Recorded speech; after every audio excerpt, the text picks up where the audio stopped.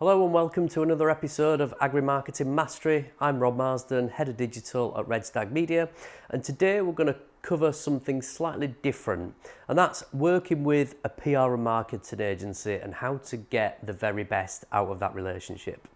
I've been in the agency world for well over a decade now, and I've been lucky enough to work with some amazing brands and people, both in agriculture with Red Stag Media and with some of the UK's most recognised brands in my previous agency.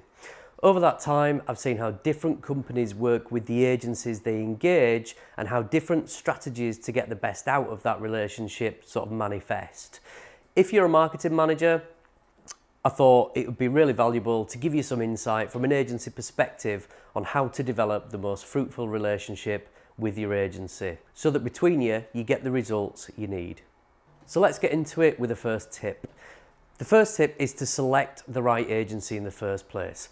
That might sound a bit obvious, but there are a lot of agencies out there, and even in agriculture, there are different agencies which specialise in the space, and of course, they're all telling you how good they are. The first thing to look at when you're researching an agency to shortlist is the story of the company and why it exists. The wording in things like mission statements and company values can tell you a lot about the company itself. Another important thing to look at is the person or people behind it, as the culture of an agency is very much a product of the outlook of the founder. In my opinion, the right outlook is one that delivers maximum value and genuinely makes a difference in the industry in which the agency operates. If you can, in your exploratory calls, try to speak with a founder or a director to make sure that the vibe is right. If you're going to end up working with their company, does it feel like they'll support you every step of the way?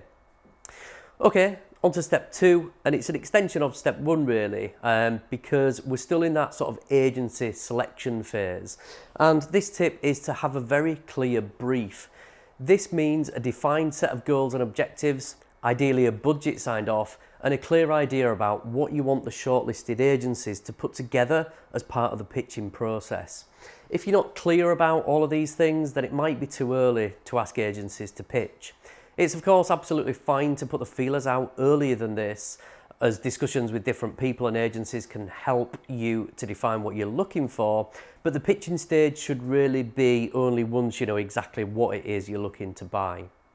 Now, I mentioned budget there, which can be a bit of a sensitive topic. A lot of work goes into producing a presentation for a pitch, so an agency will really appreciate knowing the budget up front so that they can pitch the right level of activity without being over or under ambitious.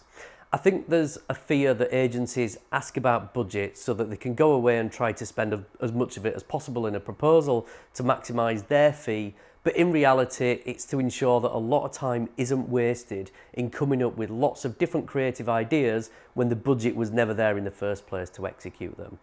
The other side of that is that agencies never want to underwhelm a prospect in a pitch, which could be the case if they underestimate the budget and aren't ambitious enough with the ideas. So where you can, try to give those pitching an idea of what it is you've got to spend on the campaign, and you'll get the best result in terms of the pitching process.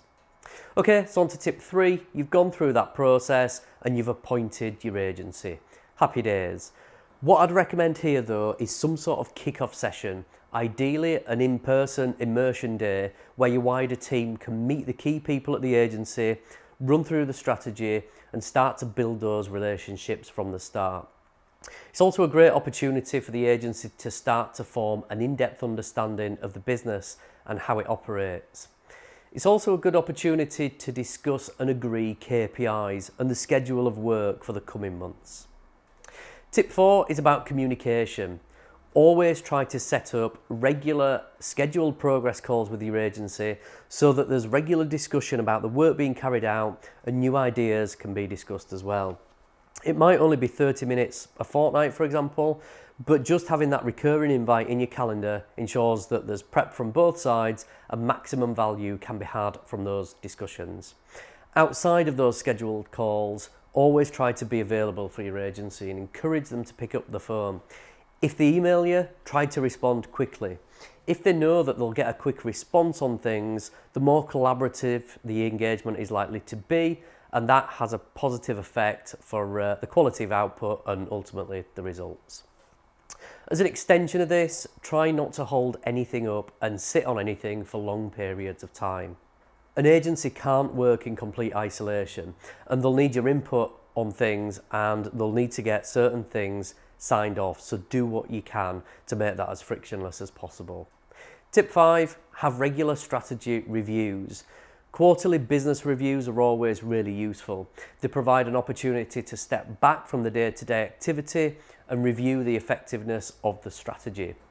And these meetings shouldn't be your agency presenting 100 slides justifying why you should carry on paying them, but they should be a collaborative and strategic session where an objective view is taken of the activity, the results it's achieved, and planning for the next phase of it.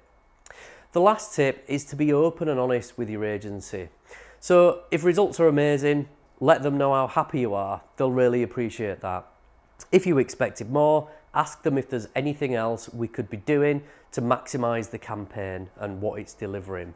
The more you work with your agency as a strategic partner, the more they'll want to work hard for you and not let you down. We're very lucky that all our clients are like this, but I have worked with clients in the past that like to give their agency an occasional kick-in to keep them on their toes.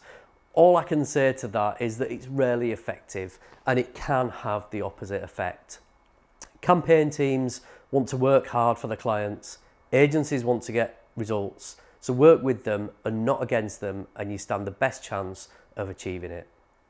So I hope that helped. There's a lot to cover on this topic and I feel like I've just scratched the surface of it, but those are the key points, and if you've got any further questions about any of what I've covered, just get in touch.